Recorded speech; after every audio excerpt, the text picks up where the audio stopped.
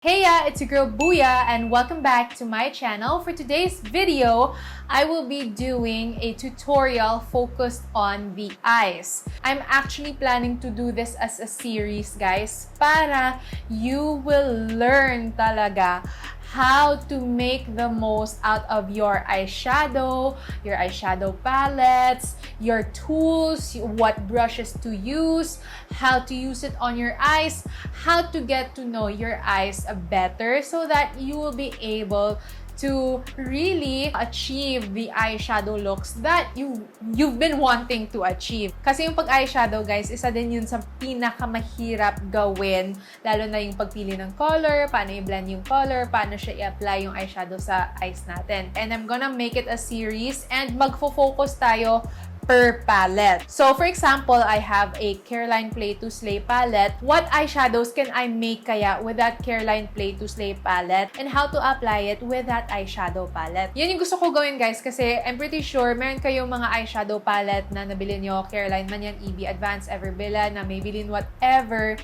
pero hindi nyo alam kung paano gawin. So, for this video, yung gagamitin ko na palette ay yung favorite palette ko ngayon. People are asking me, Ate Booya, anong ma-recommend mo na contour palette na may blush and highlighter? If you've been in my channel for quite some time already, you know na isa-suggest ko talaga is yung EB Advanced Face Trio in the Fig Trio na variant. So, yung Fig Trio na variant, guys, ito yung itsura niya. So, mayroong highlighter, mayroong medyo plum-ish or mauve-ish na blush, and then a contour shade. Before we proceed to the exciting part, which is applying the eyeshadow, I need to explain first the different eye shapes. So, there are different eye shapes. So, yung pinaka-basic, eye 6. So, merong almond eyes, protruding eyes, downturned eyes, wide-set eyes, hooded eyes, and close-set eyes. So, 6. Yun yung basic. Okay, so, almond eyes. Ano yung almond eyes? So, I have almond eyes. So, ano yung almond eyes? Ito yung parang typical na eyes na nakikita nyo, yung the regular kind, I would say. Yung protruding eyes naman, guys, yung parang yung eyeballs nila parang na-push forward na gano'n na, basta mas nag-protrude ba, lumalabas siya ganyan. Yung downturned eyes naman, guys, yung eyes nila, yung outer corner ng eyes naman nila, nagdo-droop down. So, ito yung mga people na nahirapan sila mag-eyeliner, ganon. Yung wide set eyes naman, medyo malayo naman yung eyes nila from each other. Parang malayo sa nose. Tapos, yung close set eyes, medyo malapit naman sa nose yung eyes. And then, yung hooded eyes naman, eto yung mga tao naman na nahihirapan din matuto mag-eyeshadow kasi yung lids nyo, parang nag-hood siya ganyan. Parang hindi ko ma-explain. Parang ganyan, nag-hood yung lids nyo dito. Tapos, may monolid pala. Dapat nasama nila dito sa basic. Meron ding monolid, guys. Usually, yun yung eyes ng mga Asians naman. Usually, mga Koreans, Japanese, Chinese, etc. So, I'm explaining this para ma-identify nyo kung ano yung inyong eye shape. Okay? Kasi, the person that you are following, for me, example, I have almond eyes. So, for example, you have hooded eyes. Mahirapan ka mag-follow through because we don't have the same eye shape. Kaya siguro some people find it difficult to follow along because the person that you are following along or yung teacher mo, for example, or yung beauty guru, for example, na pinapanood mo, kahit love na love mo yon, hindi mo ma-follow kasi iba kayong mata, iba yung eye shape ninyo. So, parang ganun din na I have dry skin, tapos meron kang oily skin ka, you can't really use my, for example, skincare products or base makeup because we don't have the same skin type. Ganun din sa eyes. So, you need to understand that I have almond eyes and maybe there are difficulties that I face that you do not face and you have difficulties sa pag-apply ng eyeshadow that I do not face. Kaya nilalatag ko para hindi ka ma-frustrate. Ano ba yan? Bakit ang ganda-ganda kay Booya?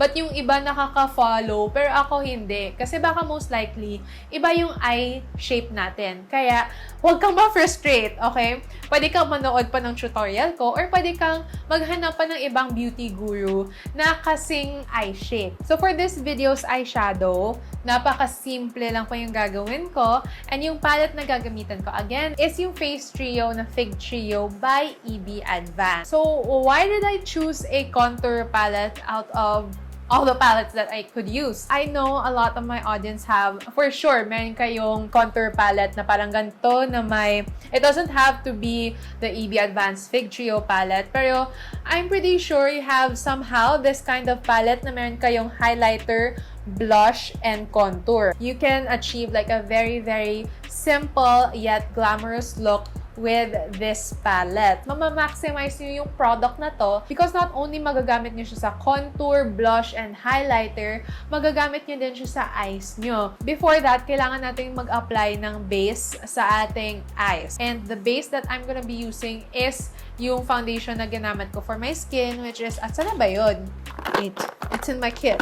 So, yung gagamitan ko is yung Revlon Color Stay Life Proof Foundation. Again, yung shade na to is Warm Golden. So, maybe you're wondering, why do I need to use base? So, the reason why we use that is para mas maging pigmented, mas makita yung true color ng eyeshadow. Kasi if wala guys, if straight sa balat, hindi masyadong nagdidikit yung powder. Okay, parang nakapatong lang and yung color payoff niya hindi gaano ka tingkad. So for this eyeshadow look that I'm going to make, babagay to sa lahat. Monolid ka man, almond eyes like me, hooded eyes, whatever, babagay to sa inyo kasi napaka basic lang ng look na to. So first up is I'm going to be using this fluffy brush. The first thing that I'm gonna do is I'm gonna pick this contour shade and what I'm gonna do is apply it on my crease. So what is the crease? Yung crease guys is yung fold na nakikita niyo dito. Nagka-crease siya dahil sa uneven na texture. So, for example, nagpo-protrude yung brow bone, tapos yung eyeballs din nagpo-protrude, tapos dito sa may folded area, yan yung crease. Okay? I want you to feel your eyeball area. Okay? This is your eyeball area and when you feel it, parang ayan nga, ball nga siya.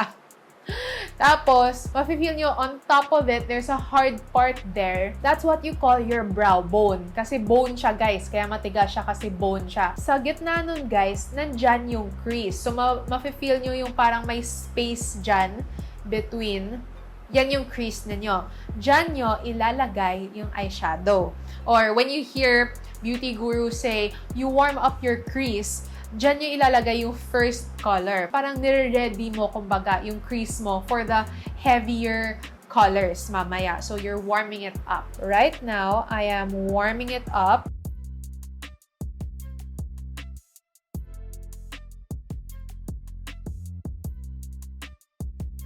And with the same eyeshadow brush that I used, guys, I'm gonna be grabbing this blush shade naman. You know what? I'm just gonna use my finger para mas, ayan, mas pak na pak yung pigment. Para may, ano lang siya ba? May depth. Hindi yung puro brown lang. Ayan. So, may hint of pink na siya.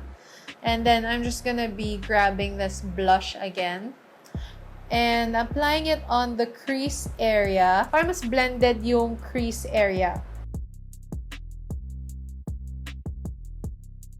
So, this is optional, guys. Pero you can also apply your highlighter sa tear duct area. And I'm using a smaller brush. Kasi yung isa na brush na ginamit natin, it's too big, of course, for our tear duct area. Actually, you can also use your highlighter as a lid color eh. Pero for this look, I chose na accent lang siya on our eyes and not the star. And then you can also apply it on your brow bone area. Again, ito yung brow bone area. We wanna highlight it as well. Ayan. So, that's it. Napakasimple lang talaga. Super duper simple.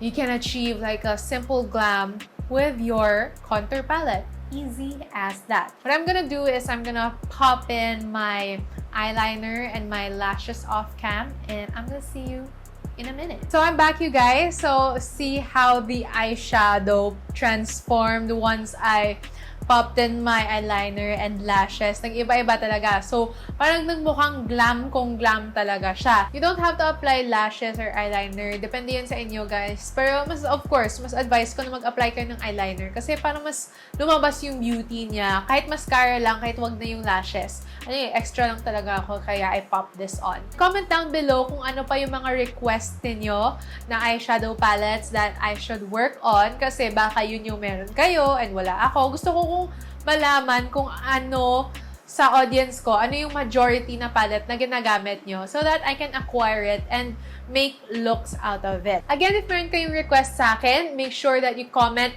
#requestbooya in the comment section below. And guys, the Boo Familia or the Boo Hive has a Facebook group called The Internet Buddies by the Boo Familia. In that group, you can share your beauty tips, ask makeup questions if you have any, and you can share memes and make friends with like-minded people. So if you want to be a part of that group, just click the link in the description box below. But make sure you answer the group questions because I decline those who try to enter the group but do not answer the group questions. So, kasi para malaman ko na invested talaga kayo in this community. And if you have any makeup or beauty questions for me, then don't be shy to message me on my Instagram account.